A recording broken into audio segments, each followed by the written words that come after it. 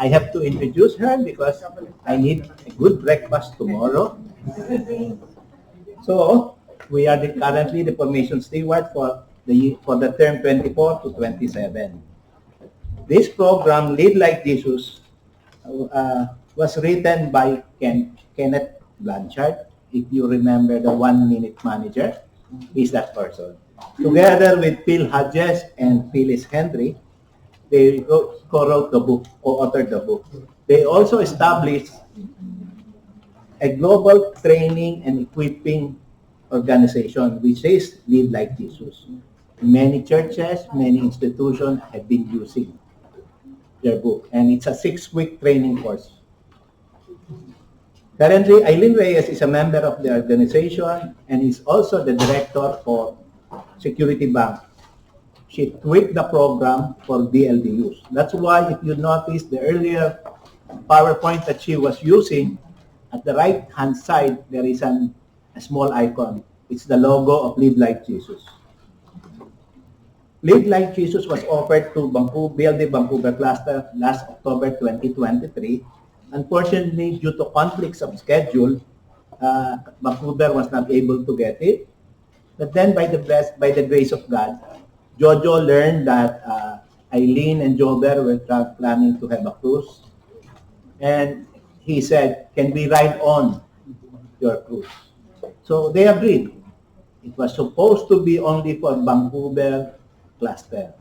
When the other districts learned of it, Newark came in, LA came in, Reno came in. So we got divided. Thankfully, the cruise that they were getting was, I think, was a very high amount. So they did not push through with their cruise. But because they had already their tickets, they went through. They had a family reunion in Kelowna because they had, Jober has a relative or a cousin in Kamloops, and also they went to San Francisco. So before they left, we have to feed them so that we could request them, can you come back? And yes, they did. So they agreed, and they would be traveling again on March, and hopefully we could use them for the LLJ2 and the LLJ1, which we are planning to offer again to those who have not attended. If you remember last July 27, we learned why leaders fail. We also know how to grow and to move forward to a better community life. We underwent some degree of healing of relationships between relatives, our parents, or our children. You know, remember the Bulong system? That's the healing process. And then we also undergo some degree of relationships or healing of relations between fellow members in community. I remember there was a line on one member, a long line. So we know there are some issues, and it was for the good because it resolved it. Maybe it had not completely resolved the issue, but a part of it has begun already. That's a good start for us. And we also know that aside from Maslow's theory of hierarchy of needs, you remember the triangle? The highest one would be not within that triangle, but it was our mission in life. That's why she said that when you go to the cemetery, the lapida, the grave marker, it tells the date of birth and date of death. And what is the most important one? The dash, because that is our life here on earth. So here we are also to study. We learn in college, in our work, there are different types of management leadership. If you remember the Bible, the Holy Bible, that is also where the government, the lawyers, if you have ever filed a case, you would see that it is our prayer. You would see that even management practices. When Moses had a problem, he went to Jethro. And what did Jethro do? the principle of delegation and subsidiarity. Jethro said, group them into groups of 10. So, the Bible has a lot of things that we could learn on, and the best thing that we would learn from the Bible is the leadership by example. And who was that who taught us leadership by example? Jesus. Jesus is the best. That's why the program is Lead Like Jesus. Our overall goal is to practice what have been learned and lead the message to lead like Jesus. You have a clicker. Oh, sorry. Manual clicker, please. Okay. Many of you know that I am a former servant leader. We are from DLD Manila. We handle the District Governance and Management Center that handles the growth of, in 1997, of 17 full-term districts. By the end of 2000, we reached 35. It was not because of me. It was because of the members and leaders in each district. This position is the predecessor of what is now known as the cluster shepherd. Before we end our term, we said that this position is no longer needed and it should be transferred locally. Principles of subsidiarity, so that the leaders themselves locally knows who these persons are, personally knows the issues that are happening. Not all of us will become a servant leader, a cluster shepherd, or even a district council of steward. It is due to the size of our community.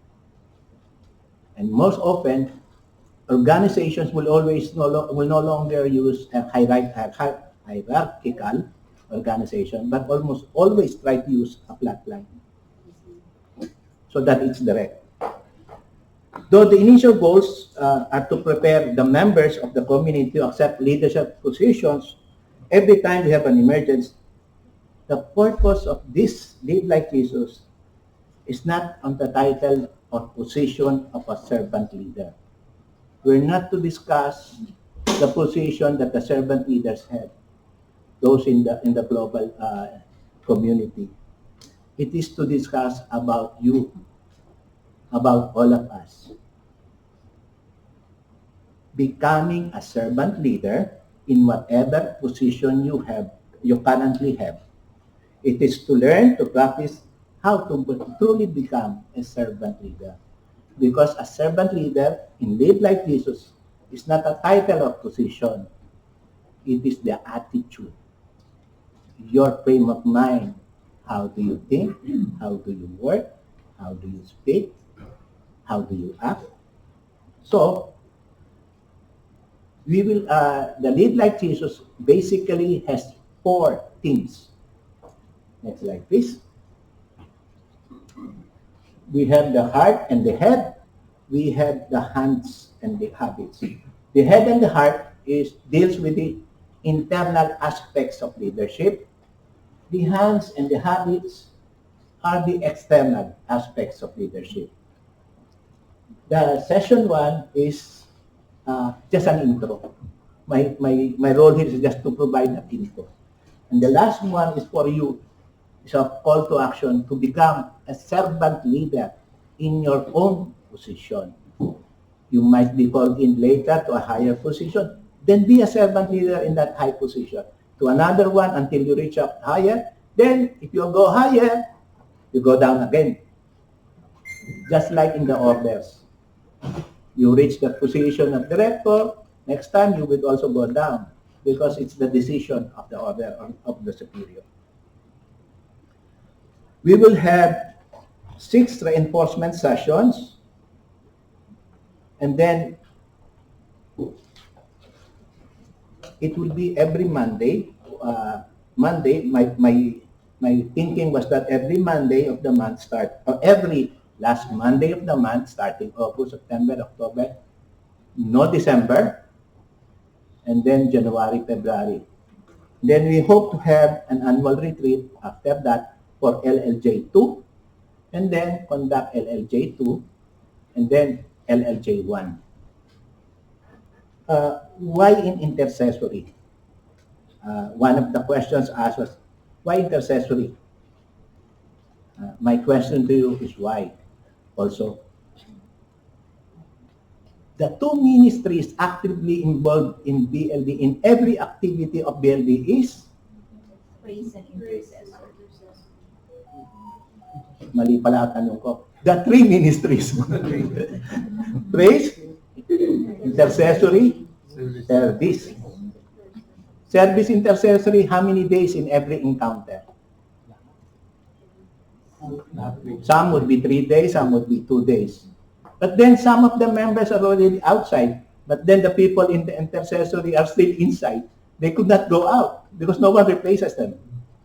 We have members from service intercessory alternating. We have members from the solo parents helping out. So if they are able to serve 6 times a year, at least 2 days for every encounter, that's 12 days. Here we're asking only 6 days from you to strengthen, to help intercessory. When we came in as a formation steward, one of the things that I have to do was to assess. I had no issues how it was being run. However, it is a problem. Structure, support of the structure, and manpower.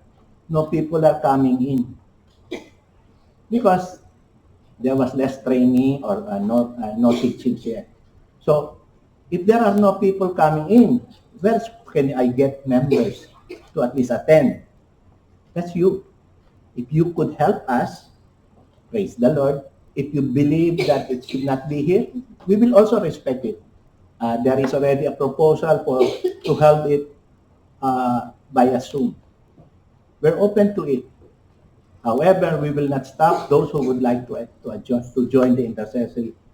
We invited already Ted last Friday. We told him, Ted, if you don't have any living word group, join here. They said they have one Zoom.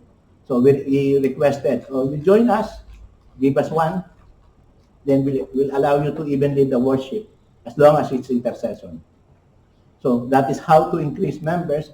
We are talking with Praise to see, because they only have 3 or 4, because one of the nights is always assigned for a mass. So we're hoping that some of them would like to join us for intercession if they wanted to. We're not forcing you, but look at this way. If intercessory and service are helping you, if you help intercessory grow more in their skills, are you not helping your own encounters? Are you not strengthening your own encounters?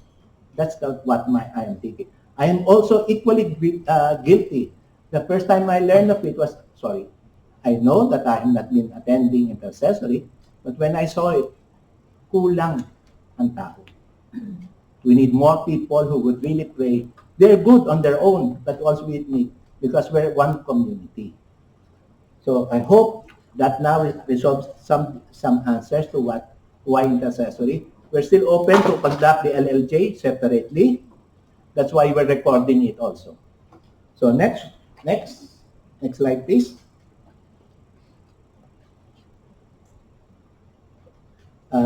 This is the agenda wherein we had the opening prayer was done by intercession, and the Rima. We have to discuss the Rima, and then we are going to use the same style, word sharing circle. Word sharing style. If you remember, you were given a piece of paper. You notice there, W is the struct, the O is, what is the O? Order, and then that is the takeaway. The R&D are the reality and direction. That would be, I don't have my copy. My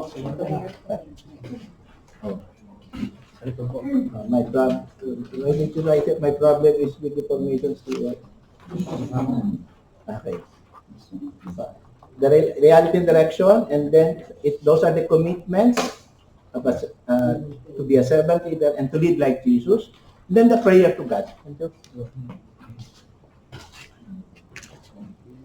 You notice, nabibiro ko yan kasi hindi mo makakakala sa akin yan. tuwing nag-intercessory ka, kami makasama sa circle.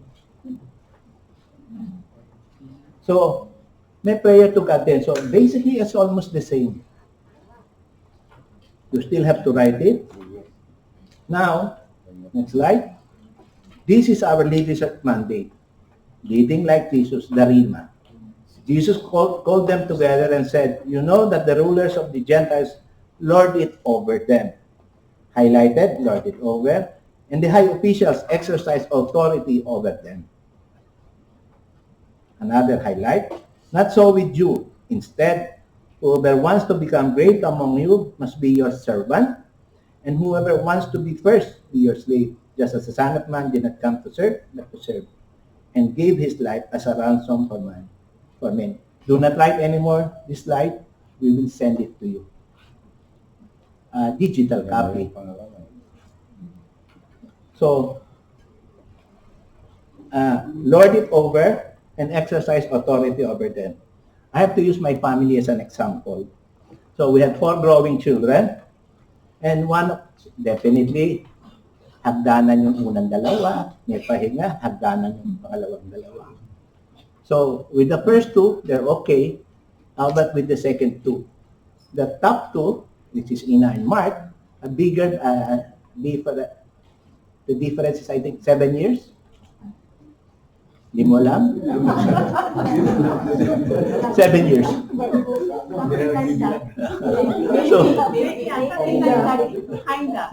So yung dalawa, siyempre, malalaki. Kuya, ate. Utos ng utos sa dalawa yun. So sabi ng bunso, which is Isabel, wala na akong kasunod. Kasi siya ang bunso. Wala nang uutusan, wala nang malolord it over. So sabi niya, nung nagkaanak yung mga kapatid niya, ay kayo, yung mga anak, inom ng gatas. Kasi para lumaki agad, para mautusan ko na kayo. Sabi ganon. Makabawi man lang daw siya. Ang tanong ko sa kanya, anong unang utos mo? Kuha mo ako juice. So, yun ang mga biruan namin na, and then also, we have a growing family nga. So, syempre, may middle child, may nauna, may napaboran. Sasabihin ng bunso, hindi ko naranasan yung naranasan nila ate. So, we played around with another game or another style. The Only Child series. So, once a year, imbite namin isa ng isa. Kakain kami sa labas the whole day kung anong gustong gawin. Parang siya yung only child. My experience niya ang only child. Natapos na yung 4, sumunod naman kasama yung asawa. So, only family series. And then, nandito na kami ngayon sa only grandchildren. Hindi na namin pwedeng gawin isa ng isa yung grandchildren. By families na. Wala na ho kaming trabaho. Hindi na kaya sustentuhan. So, we have examples of lording it over, exercise authority over. Hindi ko pwedeng example dito. Mapapaaway ho tayo. Kasi ho, sometimes, unconsciously nangyayari. Unconsciously nangyayari. Nakapagbitaw ng depende ho kung saan kayo region. Kung halimbawa ho, sa inyo mabilis ho magsalita, matiin ang salita. Kami ho, ang sasabihin ng kapatid ko, matalas daw ang salita ng Kapampangan. Sabi ko naman sa kapatid ko, pinapatulan mo pa yan. Kasi pabura ko sa mga Kapampangan So, huwag mo nang patulan. Ganun mo na. Kasi pag Pasko, bibigyan ka na ng regalo niya, huwag mo papatulan. So, may ulterior motive ako. So, malapit ako sa konti sa pamilya ng mother ko. Ang pamilya ng father ko is ng Tagalog. So, depende naman ho, may difference. So, sometimes, yung bitaw ng salita natin, madiin. Example natin, kumain ka na ba? Malambing. Dumating ang asawa niyo, kumain ka na ba? Kung sasalubong, kumain ka na ba? Ito, away na kayo. Kasi tatanungin ng asawa niyo, ano bang pagkain? The manner of how we spoke, nangyayari ho sa atin, and hindi tayo libre sa ganong issue. It happens, lalo na galing sa trabaho, may problema. Hindi nabigay ang sahod, na-delay ang sahod, hindi nabigay ang overtime. We have lots of issues. Kaya nga, di ba, pag nagpe-prayer meeting, pagpasok pa lang, inaano kagad natin. iwan agad yung problema. So, issues such as leadership often happens. And define a leadership. Next slide, please. Here are you. Anyone who seeks to influence the thinking, behavior, or growth of others and moves them into action is the new definition of a leader. So I'll give you a very good example. We were the ME sponsoring class. We targeted immediately Solita. Sabi namin si Bing, hanap ka ng mga donors. And if you would notice, Bing, targeting kayo nun. Nasa hit list kayo lahat. Hihingan kayo. Whether maliit o malaki, nagpapasalamat siya. And then, kayo naman would open see, magbibigay kahit na maliit o malaki. Hindi masama ang loob nyo. Kasi nakikita nyo, nagbubunga. So, for example, may activity. Nakikita nyo, maraming prizes. Hindi lang naman ho siya, no? Marami ho sa inyong katulad ni Bing. Marami tayong prizes. Laging may nararamdaman natin yung ginagawa niya because nakikita natin yung nananalo, maganda, natutuwa. Or yung mga na-sponsor na candidates, natutuwa. Dagdag na ho natin si Frankie. Bigay niyo yung phone number niyo at saka address kay Frankie. Baka magpa-Uber mamaya eh. Si Frankie ho, at saka si Minnie, we targeted, sabi namin, kuha ka ng candidates from Good Shepherd. He took 40 application. Each application is 4 pages. And then, they were able to bring in forcibly 7 candidates. Actually, they were able to bring in candidates who are good candidates. You notice, those are free. And they were able to get it with the support of Father Obi and also with the support of Mission. Why Mission? Simbang Gabi. BLD was singing to them. So they saw BLD. So, recognition. Oh, this is somewhere, somehow, this might be a good community. Teritoryo ng People's for Christ. We got those candidates. So, with them, being seen every time, helping out, Good Shepherd. So, they were seen with good witness. So, as a leader, there are 2 things that people would look at you. Your character and your integrity. So, integrity is sincerity or in Tagalog, katapatan. Character, pagkatao or personality. So, meron sa inyo, nagkayayaan lang, nag-biking kaagad. O nag-hiking, kasama si Father Nixon. Kilala nyo kung sino kayo. Nakita ko sa Facebook. So, you would notice, you have a gift. Kahit na hindi kayo ang leader ng grupo niyon, because you have a common goal, nag-aayon yung inyong kagusto, ang mga magkakagusto, you band together. That is also leadership because if you move strongly, hindi lang kayo nag-iisa, maraming mag-grow. Have you seen a flock of sheep na nando sa, yung kumakain ng damo, how they move, a flock of sheep? At the head of the flock is the sheep who has a bell. Ang purpose ng bell, para malaman ng shepherd kung nasaan yung sheep. Sa gabi o sa araw, kasi minsan pababayaan lang yan. Pangalawa, yung may bell is the dominant sheep. Na parang tumata yung sinusundan, tinitingala. Each one of you is already a leader, but potentially can be a leader. It's how you use that gift. The gift of leadership is not only innate, which is God-given, it is also acquired. You learn. So, influence is better. So now, from the Rima, it was highlighted great, servant, and slave. Important. Great is important, distinguished as outstanding on top. And then servant, focus on serving for others rather than oneself. Slave is someone bound to obey their master's commands and teaching. Yung great does not refer to be a servant leader. It means how people react to you, how people look at you. It's not lording over. It's how people immediately respond to you. And then, servant is the one who serves others. And then, slave is someone who is thrown by the wind. Okay, sorry po. And then, next slide. Who am I? You are each one of us is a child of God, born into image and likeness. It deals with our identity, our life purpose. We remember that we're unconditionally loved by God. For example, our spiritual director, Father Ado, would always tell us, BLD is a community of sinners.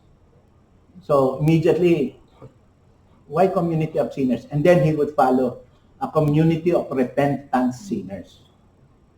And then, several years ago, Archbishop Michael Miller said, there is a program, Catholics Come Home. The slogan or the theme was, the Catholic Church is not a hospital for saints. Sorry, it's not a hotel for saints. It is a hospital for sinners.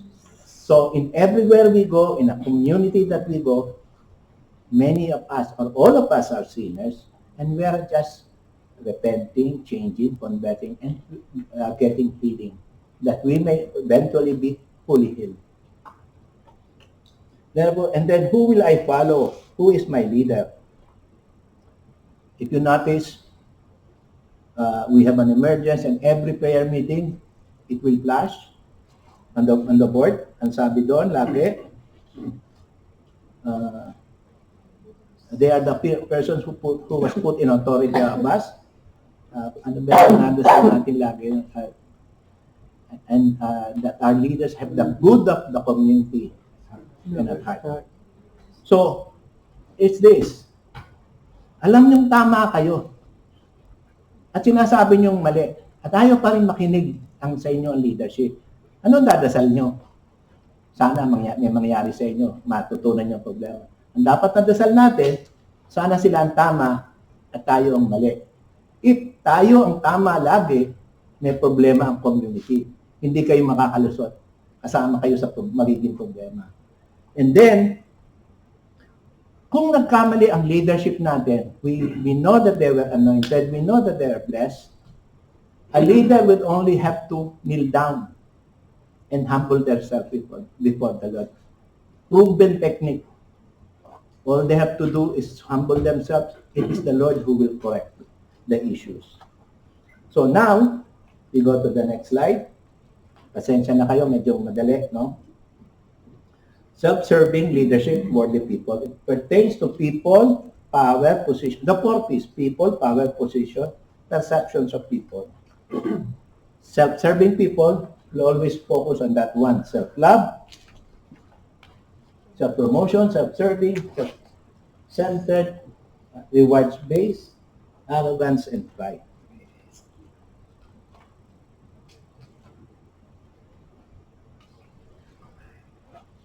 As ready.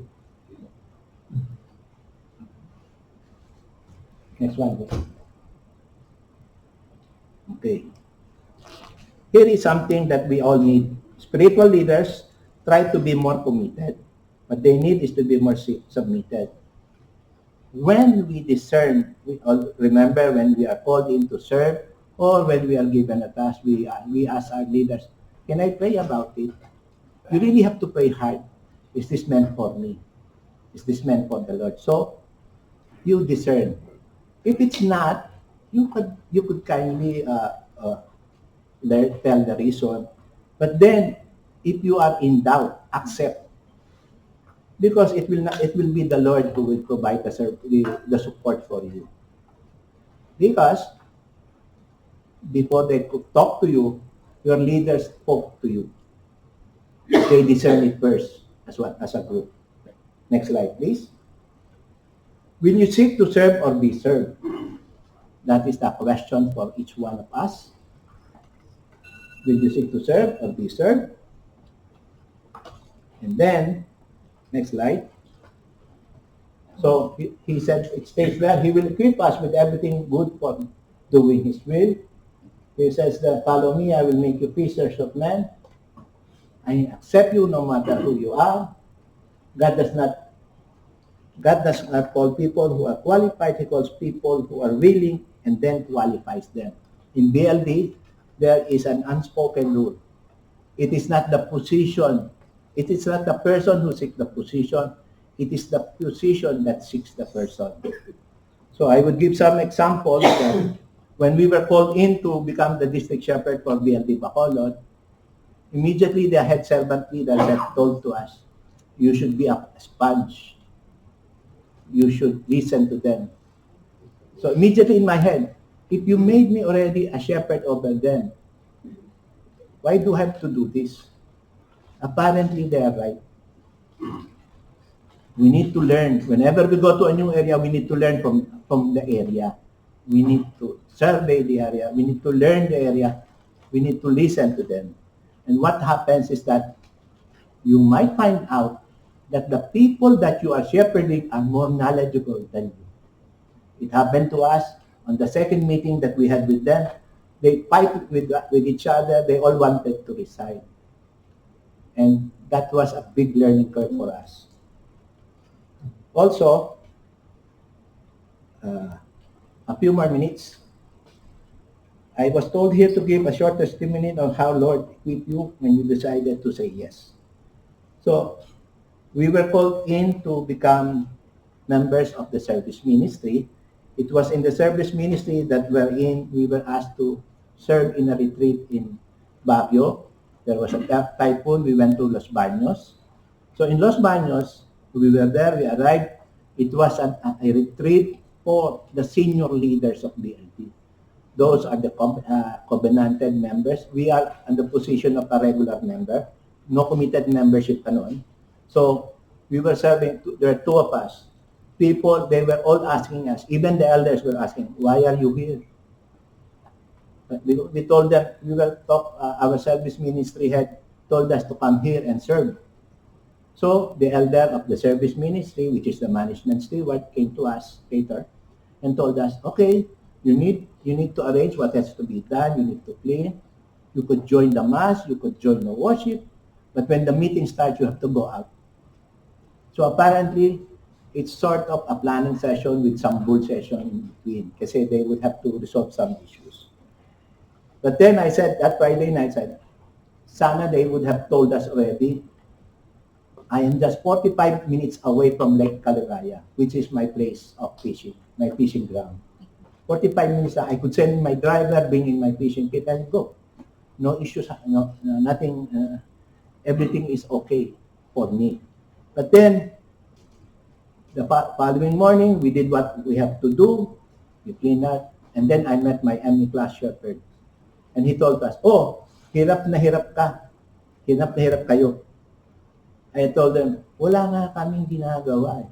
Yun nga, sabi niya. Yun ang hirap mo ngayon. So apparently, he had said something that struck to me. Yung paghihintay is also paghihirap. Because now, wala ka nang ginagawa, you have more time to the Lord. So I went back, reread the morning prayer, the readings, and it says there in Isaiah 49 verse, I think it was 4 or up to 6. And it says, though I thought I had labored in vain and had uselessly spent my strength, my reward is with my God and my recompense is with my Lord. Tama-tama sa akin. Sabi ko, okay, what the Lord is saying, dito ka lang. Tama ang desisyon. And lo and behold, during the Saturday Mass worship, the rain was pouring down. They have to close. Kasi hindi aircon, they have to close the windows. It was in Los Baños, Agua Santa. That's an old, that's a well-known retreat house that is owned by one of the elders. So they closed the window. So definitely mainit. Everyone was using a piece of paper, or the ladies will have their pad. Nagpapaypay kasi is mainit. Then at the height of the worship, one of the leaders beside me, who eventually became a deacon and an elder of the LD before, Deacon Robert Corpus, said to us, "Ayan na ang Holy Spirit." That's the time we felt a wind, a full wind encircling. Sarado bintana, full wind. When I opened my eyes, wala na nagpapaypay. And because of that, it drove me to serve more in community. However, the Lord is truly knows my head and my heart. I was always attending and volunteering because I wanted to know those miracles, to experience what was happening. You would see one of the leg babalanse, diba? Pinagkakanon. Yeah, it Sa happens hiling, to me. nagpapantay. Yun sa kamay o sa paa. So I was very happy seeing those. But then again, katigasan ng ulo ko because I was looking at the gifts, not on the giver of the gifts. Uti-uti, tinuturuan ako ni Lord that I must be looking not on the service to the Lord, but to the Lord of service. So, from then time on, it took a lot of, kumbaga, panibatok yun, nakikita ko. But then, I was learning. Kahit mahirap, kahit na kumukuha ng oras, we were still serving because I am growing slowly. So, from that time on, puti-puti, it happened to us. Umattend kami sa ME, sabi ng mga taga San Pedro, sabi na nun, sino yan? Parang pinabili lang ng suka. We were young. We were only 38 years old when we started sharing. We went to the US and then sabi ng isa doon, para lang kitang batang kapatid. Because we are now members of the council. So, it was not because of our age. It is the Lord who will equip us. Tell you what to do. You will still make mistakes, even if you are praying. But then there's one way of the Lord telling you, you need to go down. You need to humble yourself. So now, that is how we grew in BLT. We have lots of stories that we could tell. Unfortunately, kapos na yung oras natin. I was already plugged down, 10 minutes over. So now it's your time. You have to look at the Rima. You have to write your reflection on that piece of paper, and you have to share it to your group based on the Rima. So, I know hindi tayo kompleto, we're only at 50%. So, yung grupo na wala yung hindi dumating yung kanyang table facilitator, you could join a group. No more than 4. Yung wala namang membro, join na dumating, minister to the others. So, 5 minutes of reflection, 5 minutes of sharing within the group. No, bawal ho magkakatabi mag-asawa, no kaping.